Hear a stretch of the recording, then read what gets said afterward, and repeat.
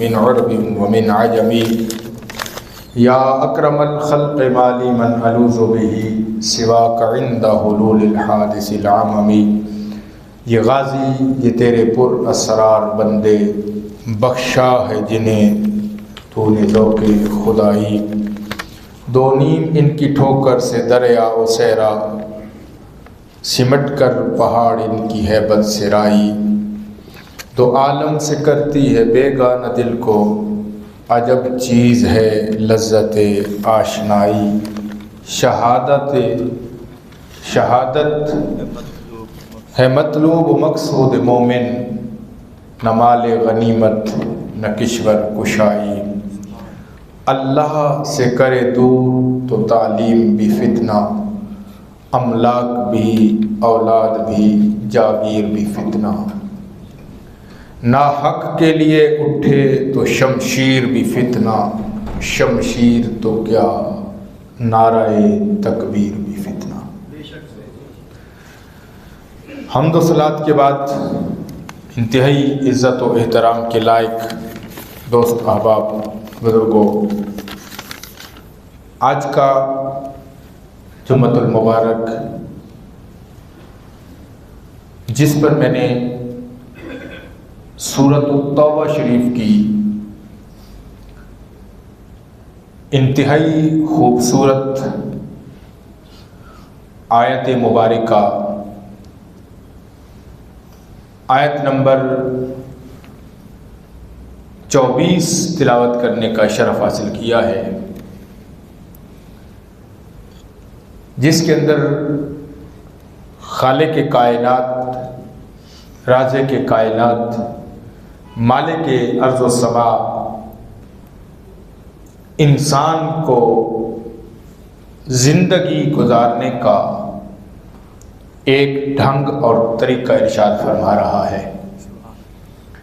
اور ایک طرف توجہ مبذول کرواتے ہوئے اللہ رب العالمین نے بڑے خوبصورت انداز میں اس آیت کا آغاز فرمایا۔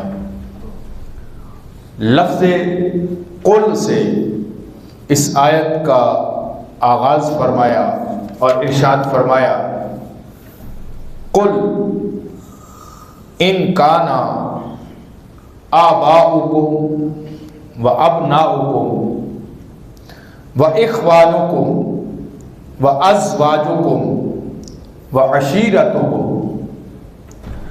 و اموال اقترفتموہا و تجارت تخشون کسادہا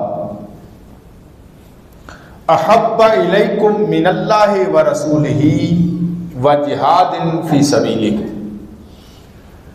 رب العالمین نے اپنے محبوب مکرم، نور مجسم، شفیع معظم، ہادی کل، رحمت للعالمین، خاتم النبیین، امام الانبیاء، احمد مجتبیٰ حضرت محمد مصطفیٰ صلی اللہ علیہ وآلہ وبارک وسلم کو ارشاد فرمایا کہ اے میرے محبوب، اپنے غلاموں کو کہہ دے، اپنے غلاموں سے فرما دے، اپنے پیاروں سے فرما دے، ان کان آباؤکم و ابناؤکم،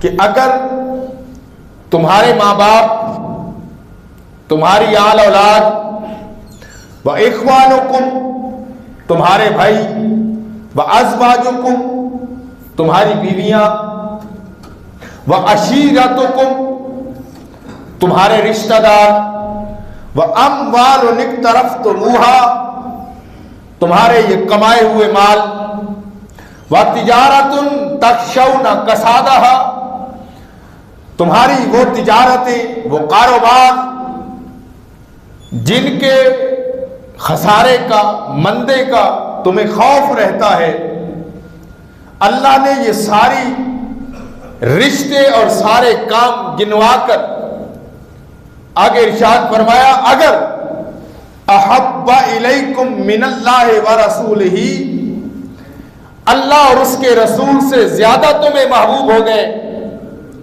وجہاد فی سبیلہ، اور اس کی راہ میں جہاد کرنے سے زیادہ تمہیں عزیز ہو گئے، تو فرمایا پھر فتربصوا حتی یأتی اللہ بامرہ، فرمایا پھر انتظار کرو، پھر منتظر رہو، کس چیز کے؟ حتی یأتی اللہ بامرہ، یہاں تک کہ اللہ کوئی اپنا حکم لے آئے۔ ان اللہ لا یہدی القوم الفاسقین، فرمایا سنو، یہ رشتے جو میں نے تمہیں گنوائے ہیں، جس میں سب سے پہلے میں نے تمہیں والدین گنوائے، پھر تمہاری اولاد کی بات کی، پھر تمہارے بھائیوں کی بات کی، پھر تمہاری ازواج کی بات کی، پھر تمہارے عزیز رشتہ داروں کی بات کی، پھر تمہارے مالوں کی بات کی، پھر تمہاری تجارتوں کی بات کی۔ فرمایا یہ ساری چیزیں انسان کو بڑی محبوب ہوتی ہیں۔ انسان دنیا میں سب سے زیادہ اپنے والدین سے محبت کرتا ہے، کیونکہ اس دنیا میں آنے کا سبب اس کے والدین ہوتے ہیں۔ انسان سب سے بڑھ کر اپنے والدین کو اپنا محبوب سمجھتا ہے، اپنا محبوب بناتا ہے، اور پھر انسان سب سے بڑھ کر والدین اپنی اولاد سے محبت کرتے ہیں۔ کوئی اپنی اولاد سے بڑھ کر کسی کی اولاد کو مرتبہ نہیں دیتا، چاہے اگلے کی اولاد بہت بڑے عہدے پر فائز کیوں نہ ہو، بہت حسین کیوں نہ ہو، اپنی اولاد سب سے زیادہ حسین لگتی ہے، اپنی اولاد سب سے زیادہ باوقار لگتی ہے۔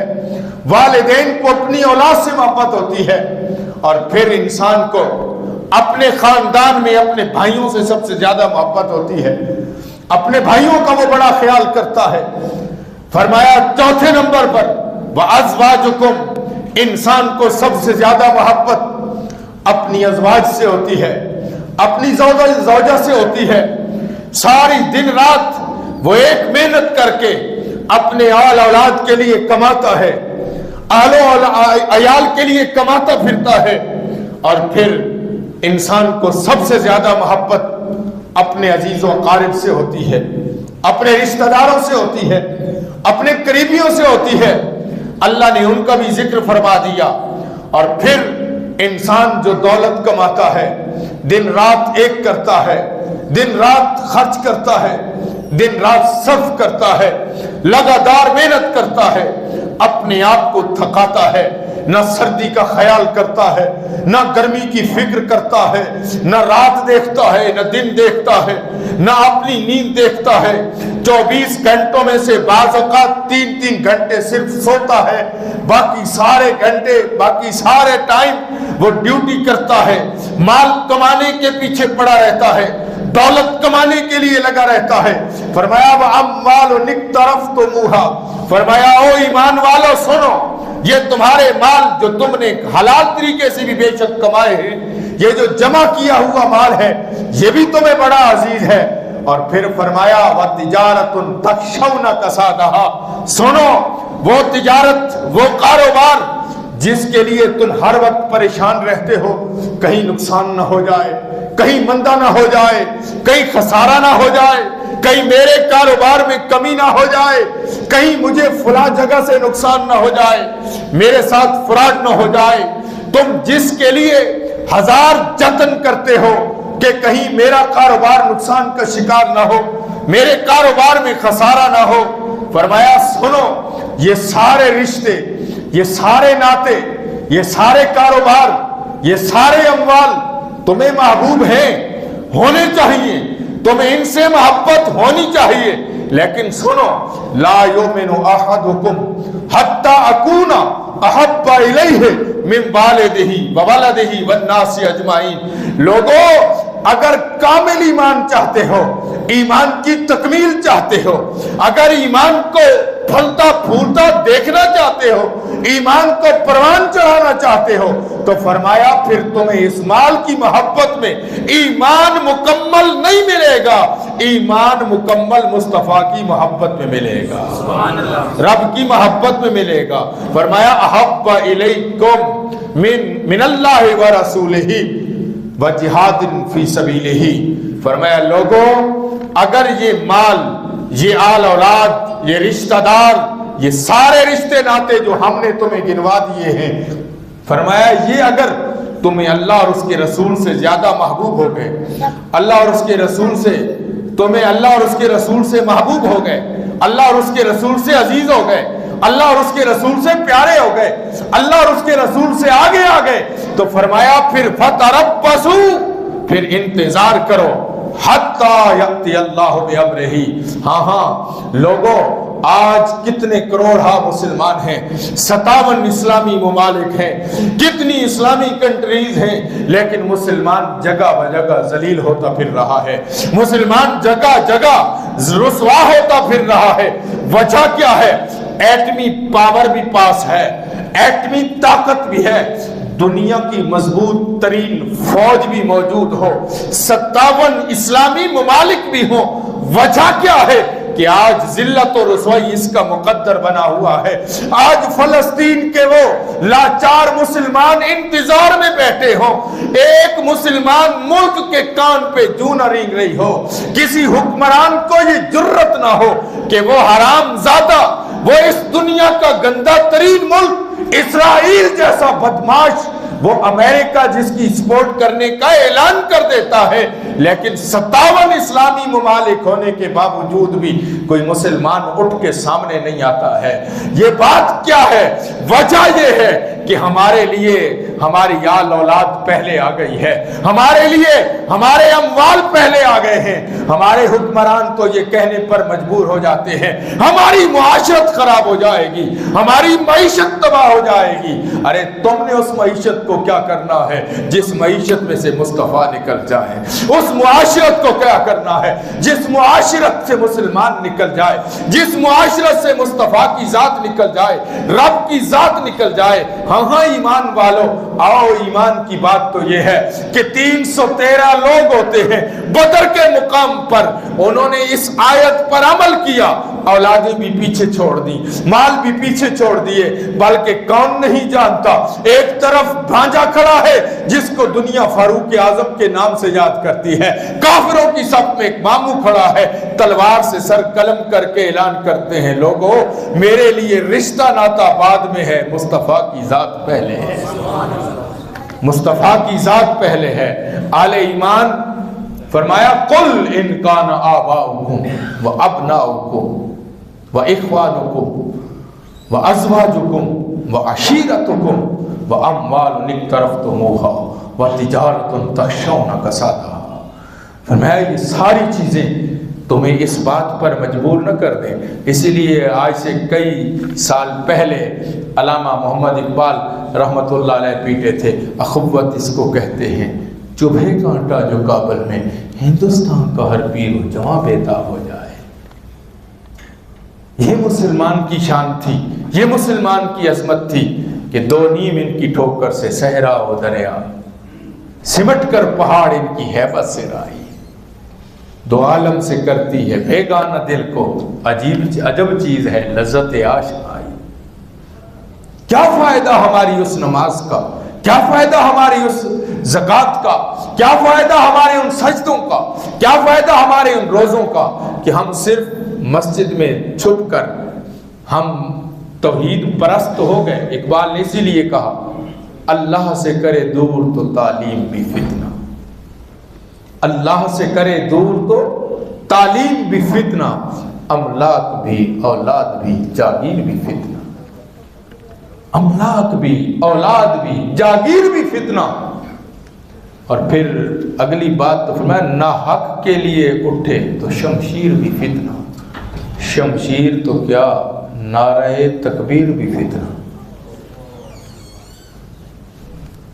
جس زبان پر حاکی نہ آ سکے، ہمارے لیے بہترین نمونہ کریم آقا علیہ السلام کے صحابہ کی ذات ہے۔ دنیا کے افضل ترین لوگ، دنیا کے افضل ترین انسان جن کو صحابہ کہا جاتا ہے، جن کی زندگی کا ایک ایک لمحہ ہزار لاکھوں بے شمار غوث قطب ابدال عبادتیں کر کر کے زمین پر سر رکھ رکھ کے اپنے ماتھے کالے کر لیں، زمین پر سجدوں کے نشان ڈال دیں، ان کی ایک لمحے کی عبادت کے برابر نہیں ہو سکتے ہیں۔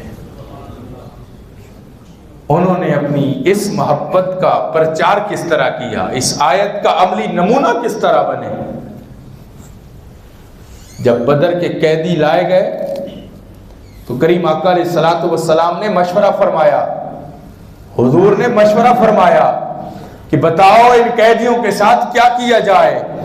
آپ کو پتا ہے حضرت فاروق اعظم کھڑے ہوئے، عرض کی یا رسول اللہ صلی اللہ علیہ وسلم حکم فرمائیے، جو جس کا رشتہ دار ہے اس کے حوالے کر دیجئے تاکہ ہم دنیا کو بتا سکیں ہمارے لیے نہ رشتے ناتے کسی کام کے ہیں، نہ یہ دولتیں کسی کام کی ہیں، ہم تو جانتے ہیں تو فقط مصطفیٰ کی ذات کو جانتے ہیں۔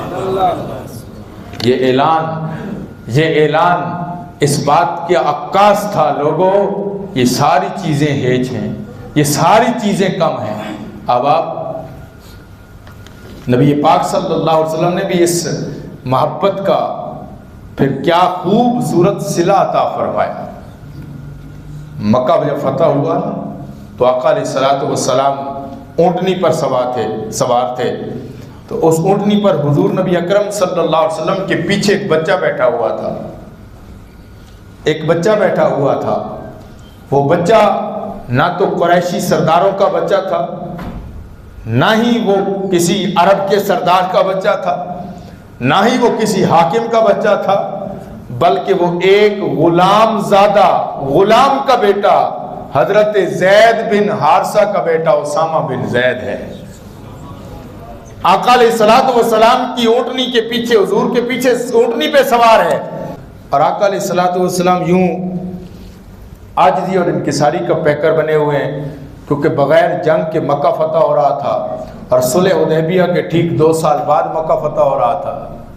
صلح حدیبیہ جو ظاہری طور پر مسلمانوں کے لیے یہ تھا کہ ہار گئے، ظاہری طور پر تو ہر بندہ یہی سوچ رہا تھا اور لگتا بھی یہی تھا۔ آج بھی پڑھیں صلح حدیبیہ کو، معاہدہ صلح حدیبیہ کو، تو حیرانگی ہوتی ہے کہ بندہ سوچتا ہے کہ کیا فیصلہ ہو رہا ہے، اتنا عجیب فیصلہ، اور اس کے ٹھیک 2 سال بعد مکہ فتح ہو رہا ہے۔ یہ وہ صلح حدیبیہ ہے جس کو لکھتے ہوئے کریم آقا علیہ الصلوۃ والسلام نے پہلے لکھوایا بسم اللہ الرحمن الرحیم۔ کافروں نے اعتراض کیا، کہا رحمان اور رحیم ہم اس اللہ کو نہیں مانتے، فرمایا علی اس کو کاٹ دو۔ لکھنے کا اعزاز حضرت علی کے حصہ میں آیا، کاٹ دو، کاٹ دیا۔ پھر لکھا محمد الرسول اللہ، کہ ہم نے محمد الرسول اللہ کو اگر رسول اللہ ماننا ہوتا تو یہ جھگڑا کس بات کا تھا، لہذا ہم ان کو محمد الرسول اللہ نہیں محمد بن عبداللہ لکھیں گے۔ تو کریم آقا علیہ السلام نے فرمایا علی کاٹ دو، آؤ قل ان کان آباؤکم و ابناؤکم و اخوانکم و ازواجکم، اس آیت کو پڑھیں اور علی کے عمل کو دیکھیں۔ حضرت علی المرتضیٰ شیر خدا رضی اللہ تعالیٰ عنہ نے قلم رکھ دیا، یا رسول اللہ، یا حبیب اللہ صلی اللہ علیہ وسلم، یہ قلم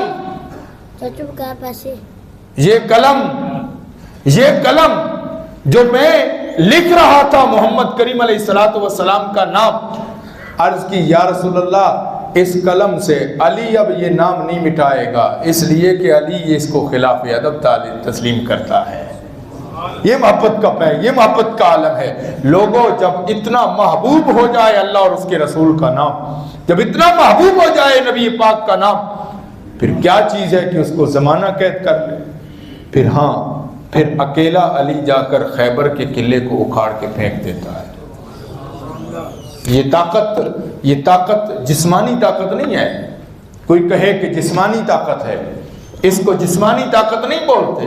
یہ جسمانی طاقت نہیں تھی، جس دروازے کو 40 بندہ اٹھا نہ سکے اس دروازے کو اکیلا علی اٹھا لے۔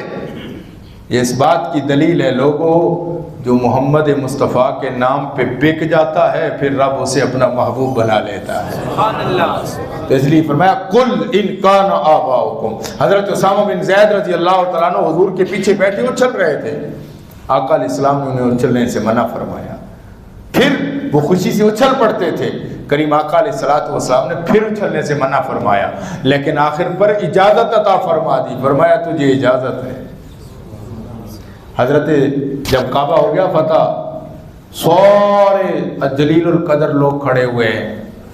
ایک طرف ابو بکر، عمر، عثمان، علی رضی اللہ تعالیٰ عنہم اجمعین، اتنے جلیل القدر سردار صحابہ کرام موجود ہیں، عظمتوں والے موجود ہیں. فرمایا بلال ادھر آؤ. جی یا رسول اللہ اذان کہو. کہنے لگے. فرمایا نہیں، کعبے کی چھت پہ چڑھ جاؤ. نہیں سمجھے بات؟ کعبے کی چھت پہ چڑھ جاؤ. عرض کی یا رسول اللہ کعبے کی چھت پہ چڑھوں تو پھر منہ کس طرف کروں؟ فرمایا تجھے پتہ نہیں ہے یہ تو کعبہ ہے، میں کعبے کا کعبہ ہوں، جدھر میرا میں ہوں ادھر ہی منہ کر کے تو اذان کہہ دے. اور خدا کی قسم محدثین نے لکھا ہے حضور طواف کر رہے تھے، جدھر حضور جاتے تھے بلال ادھر گھوم جاتا تھا. قل ان کان آباؤ، انہی مکہ کی گلیوں میں بلال نے کھائی مار، انہی مکہ کی گلیوں میں سب کچھ قربان کیا. اللہ کے محبوب نے مرتبہ کیا عطا فرمایا، مقام کیا عطا فرمایا. اس لیے میرے بھائیوں دعوت اس بات کی ہے، قل ان کان آباؤکم وابناؤکم واخوانکم وازواجکم وعشیرتکم واموال اقترفتموها وتجارت تخشون کسادها.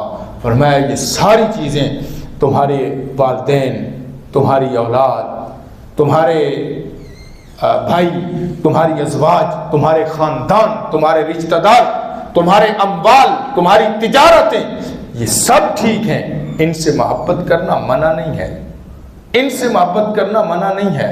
ہاں ان کی محبت اللہ اور اس کے رسول کی محبت پر غالب نہ آئے، وگرنہ فتربصوا حتی یاتی اللہ بامرہ. فرمایا پھر انتظار کرنا، اللہ کا حکم نازل ہو جائے گا. اب آپ ذی وقار حضرت ابن شواب رضی اللہ تعالیٰ عنہ بیان کرتے ہیں، فرماتے ہیں جنگ بدر کے دن حضرت ابو عبیدہ رضی اللہ تعالیٰ عنہ کے باپ ان کو اپنے بت دکھا رہے تھے. تو حضرت ابو عبیدہ رضی اللہ تعالیٰ عنہ نے اپنے باپ کو قتل کر دیا. وہ بت دکھا رہا تھا، حضرت ابو عبیدہ نے اپنے باپ کو قتل کر دیا، اپنے باپ کو قتل کر دیا. پھر اللہ رب العالمین نے ان کی شان میں آیات بینات نازل فرمائی. ان کی شان میں جب حضور کی بارگاہ میں پہنچے تو کریم آقا علیہ السلام نے پوچھا ابو عبیدہ تم نے ایسا ہی کیا؟ عرض کی جی یا رسول اللہ صلی اللہ علیہ وسلم، اس لیے کہ مجھے اللہ اور اس کا رسول زیادہ محبوب تھا، میں نے اپنے باپ کو قتل کر دیا ہے. فرمایا تجھے مبارک ہو، رب تیرے اس عمل پہ راضی ہے اور تیری شان میں آیات نازل فرما دی. اللہ کو یہ عمل پسند آیا ہے. حضرت سیدنا صدیق اکبر رضی اللہ تعالیٰ عنہ نے حضرت ابو قحافہ رضی اللہ تعالیٰ عنہ جو ابھی مسلمان نہیں ہوئے تھے، آپ نے شان نبی پاک صلی اللہ علیہ وسلم کی شان میں گستاخی کی. حضرت ابو قحافہ رضی اللہ تعالیٰ عنہ نے حضور علیہ الصلوۃ والسلام کی شان میں کوئی توہین آمیز لفظ استعمال کر دیا. حضرت ابو بکر صدیق رضی اللہ تعالیٰ عنہ نے نہ آؤ دیکھا نہ تاؤ دیکھا، تھپڑ رسید کر دی. اپنے باپ کو تھپڑ رسید کر دیا، اپنے باپ کو تھپڑ مار دیا، اپنے باپ کو تھپڑ رسید کیا. کریم آقا علیہ السلام کی بارگاہ میں یہ بات پہنچی. آقا علیہ السلام نے فرمایا ابو بکر کیا تو نے ایسا کیا؟ عرض کی جی یا رسول اللہ ایسا کیا. فرمایا ایسا نہیں کرنا تھا. عرض کی یا رسول اللہ مجھے رب کی عزت کی قسم ابو بکر کے ہاتھ خالی تھے، اگر ابو بکر کے ہاتھ میں تلوار ہوتی تو تھپڑ نہیں اپنے باپ کا سر قلم کر کے لے آتا. یہ محبت کا عالم ہے. اس لیے فرمایا ہر چیز سے بڑھ کر محبت ہو، ہر چیز سے بڑھ کر محبت ہو جائے، ہر چیز سے بڑھ کر محبوب ہو جائے اللہ اور اس کا رسول.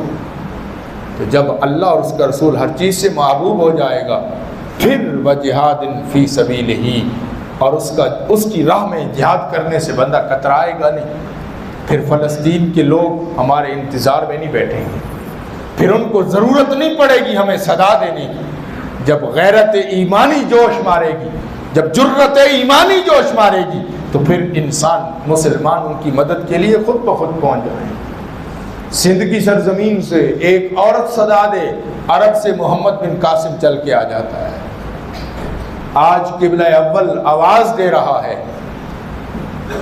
اس سے قطع نظر کہ یہ بھی ایک یہودیوں کی سازش ہو سکتی ہے جو جنگ چھڑی، لیکن اس وقت نقصان تو مسلمانوں کا ہو رہا ہے۔ حیران کن بات یہ ہے کہ یہود سارے اکٹھے ہو جائیں، یہود سارے اکٹھے ہو جائیں، ہمارا پاکستانی ایک کھلاڑی فقط اپنے کامیابی کو فلسطین کے نام کرے تو آئی سی سی اس پر پابندی لگانے پہ تل جائے۔ اور عالم اسلام کو کیا ہو گیا ہے، عالم اسلام پر کیا مصیبت آ گئی ہے کہ یہ ایک دوسرے کی حمایت میں لفظ بھی استعمال نہیں کر سکتے، اس کی مذمت بھی نہیں کر سکتے۔ اگر کوئی کہے کہ افرادی قوت کم ہے، کوئی کہے کہ ہماری معیشت کمزور ہے، وہ جھوٹ بولتا ہے، وہ جھوٹ بولتا ہے۔ ہم سمجھتے ہیں کہ معیشت بہت ضروری چیز ہے، ہم سمجھتے ہیں کہ جو ہے وہ معیشت مضبوط ہونی چاہیے، ہم سمجھتے ہیں کہ افرادی قوت ہونی چاہیے، لیکن کبھی غور کیا کون سی ایسی جنگ ہے کہ جو افرادی طاقت پہ لڑی گئی ہے؟ کوئی ایک غزوہ نبی پاک صلی اللہ علیہ وسلم کی حیات طیبہ کا کوئی ایک غزوہ اٹھا کر دیکھیں، بلکہ کربلا کی سرزمین پر تو ایک طرف ہزاروں کا لشکر، ایک طرف چند سو لوگ یہاں موجود ہیں اور کفر سے ٹکرا جاتے ہیں، اور دنیا حیران ہے۔ آج قیامت تک یزید کا کوئی نام لینا نہیں پسند کرتا ہے، حسین کے نام پہ لوگ آج بھی مرے جا رہے ہیں۔ وجہ کیا ہے؟ پھر ایک جملہ کسی نے کہا تھا بات یہ ہے، چاہتے ہم یہ ہے کہ زندگی یزید جیسی ہو اور موت حسین جیسی آئے۔ کیوں جی؟ یہ تو نہیں ہو سکتا۔ قرآن نے کہا ہے کل ان کا نہ آباؤکم، قرآن نے یہ ہمیں بتایا ہے، لوگوں اگر زندگی حسین والی چاہتے ہو پھر 6 ماہ کا علی اصغر بھی دینا پڑ جاتا ہے، پھر اپنا کنبہ دینا پڑ جاتا ہے، پھر مستورات کا خیال نہیں رکھا جاتا کہ میری عورتوں کی عزت کے ساتھ کیا کھلواڑ ہوگا، پھر یزیدی لشکر کیا کرے گا اس کی پرواہ نہیں کی جاتی۔ پھر یہی ایک نعرہ لگایا جاتا ہے کہ یا اللہ اگر تو حسین کے اس علی اصغر پہ راضی ہے تو یہ لے علی اصغر بھی ہم نے تیری بارگاہ میں پیش کر۔ اس لیے میرے بھائیوں ہمارے لیے کیا درس ہے؟ درس ہے کہ اللہ اور اس کے رسول سے ہر چیز سے زیادہ محبت جب تک نہیں ہوگی کام نہیں بنے گا۔ اللہ تعالیٰ ہمارے قبلہ اول کو آزادی عطا فرمائے۔ ایک دعا ہے جو حدیث پاک سے مروی ہے، میں حدیث پاک کی دعا عرض کر رہا ہوں۔ جب بھی مسلمان کہیں برسر پیکار ہوتے تو نبی پاک صلی اللہ علیہ وسلم یہ دعا فرمایا کرتے تھے، اللہم انا نجعلک فی نحورہم ونعوذ بک من شرورہم۔ یہ دعا کرنی چاہیے۔ اس دعا کی بدولت چلو ہم کچھ نہیں کر سکتے، دعا تو کر سکتے ہیں، اتنا تو کر سکتے ہیں کہ اس سے بھی ہم ڈرتے ہیں، اس سے بھی ڈرتے نہیں ہیں، دعا تو کر سکتے ہیں۔ انا نجعلک فی نحورہم ونعوذ بک من شرورہم، یہ دعا ہر مسلمان ہر نماز کے بعد کرے اور لازمی کرے، بلکہ ایک جگہ پر تو ہے کہ جو آدمی دن میں 72 مرتبہ یہ دعا کرے اللہ تعالیٰ مسلمانوں کو فتح و نصرت عطا فرماتا ہے۔ چلیں یہ دعا تو کر لیں ہم، اللہ تعالیٰ میں عمل کی توفیق عطا فرمائے۔